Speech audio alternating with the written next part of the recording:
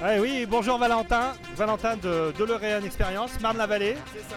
Alors après Grenoble l'année dernière, aujourd'hui on est à Marseille en 2017 pour le Hero Festival et avec encore la DeLorean et tu vas nous présenter quelques petites modifications et plutôt des grosses modifications. Il va nous montrer ça.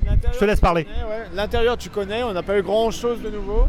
Si ce n'est la petite boussole qui est exactement la même que dans le film maintenant. Elle n'y était pas la dernière fois. Alors ouais, c'est un truc, c'est de l'aviation, on va dire personnelle. C'est un petit truc pour les petits avions, quoi, pour les biplaces, tout ça. Donc j'ai réussi à en trouver une et j'ai rajouté la petite lumière qui fait la différence, voilà, tout simplement. Et sinon là, toute l'évolution a eu place à l'arrière. Il y a eu 7 mois de recherche de pièces. Notamment des condensateurs, faire les plans aussi de tout ce qui n'était pas reproduisable ou trouvable sur le commerce. Donc notamment tu as des tubes ici, c'est des anciens, à la base c'est censé être des pistons de stabilisation de pales d'hélicoptère de l'armée. Le mec il avait trouvé ça dans des casses et tout. C'était Michael Schaffeux, justement le mec qui avait aussi designé K2000 pour Universal. Là on a une turbine d'avion pareil, ça a été refait, j'ai pu avoir les mesures, j'ai fait des plans, un mec qui bosse le métal, je suis allé le voir, il m'a refait le truc. Moi j'ai fini des soudures au TIG, j'ai loué un truc, j'ai appris à faire quelques soudures et tout. Au TIG, génial. Ah, c'est ça. Et sinon les tubes, voilà, c'est les bonnes dimensions, les bonnes couleurs, les câbles et tout. Il n'y a pas autant de câbles que sur la vraie, j'en ai mieux, mais j'en ai mis pas mal déjà. Voilà. Ça c'est conforme à l'original, c'est-à-dire là on a les condensateurs. On a des condensateurs chimiques, bleus, voilà. Des filtres à air, non? Alors ça c'est des silencieux de turbo poids lourd. C'est toujours produit par la même entreprise, ça s'appelle des Atomufflers. C'est tout en alu, les pièces sont en alu. Ah oui, donc soudé de l'alu alors. Soudé de l'alu, c'est plus facile, et l'alu est facile à découper aussi, c'est le métal le plus souple entre guillemets on va dire. Après tu as une pièce, ça c'est un enjoliveur. Dans le film original aussi, c'est un enjoliveur d'une vieille Chevrolet. J'ai oublié le nom de la voiture, du modèle en question. Et du coup, voilà, peinte, posée. Là, ici, pareil, c'est une réplique d'une sorte de ventilation, en fait, d'une radio militaire de la guerre du Vietnam, avec les trucs qui ont été reproduits, les écritures dessus. Pareil, là, là, c'est des condensateurs qui sont aujourd'hui introuvables, qui datent des années 60-70. Impression 3D tout simplement, avec les mesures, tout ça. Ah bah oui, c'est parfait là, maintenant c'est parfait. Donc chaque tube, chaque scotch est pas là pour rien, c'est vraiment comme l'original. Ah, vous roulez avec ça sur le toit? Bien sûr, ouais, bah ça c'est du définitif là, c'est fixé à la fois sur la voiture, sur la plaque moteur.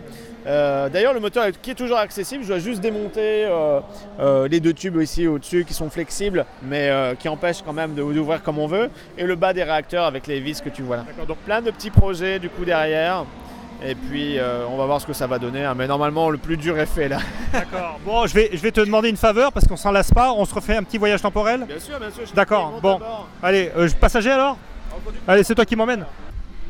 Donc on va commencer par allumer l'élément principal de la voiture qui est juste derrière nous, qui s'appelle le convecteur temporel, qui fait son petit crépitage, voilà. Donc on a le convecteur temporel ici, hein, qui s'allume, comme dans le film. C'est ça. Ensuite, on a ici les circuits temporels et les jauges de plutonium qu'on active avec le levier dans lequel Marty tape et fait son voyage accidentel. Donc là, on a les dates. Ici, on a le plutonium qui est chargé. Bah, donne-moi la date de ton choix et on y va. Alors, il y a une date qui me tient à cœur là, et je t'expliquerai en off pourquoi. C'est le 26 avril 1996. Alors, 26 avril 1996. À quelle heure?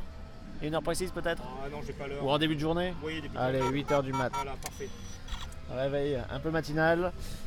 Et avant de partir, évidemment, on va regarder si tous les systèmes sont prêts. Ici, on a tous les voyants OK.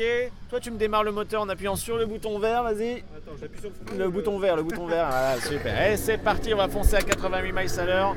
On accélère. Attendez, je tiens le volant là. Et quand on atteint les 88, le convecteur s'affole.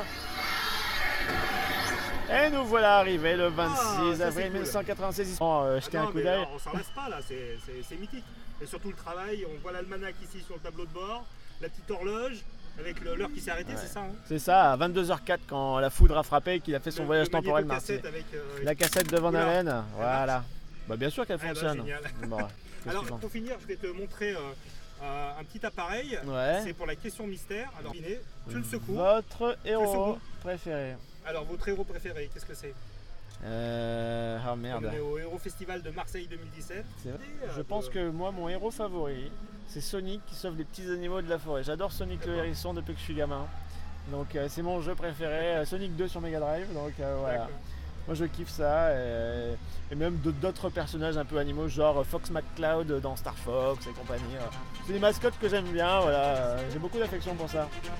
Capitale de la France. Non, c'est pas Marseille. Non, ne dis pas que c'est Marseille.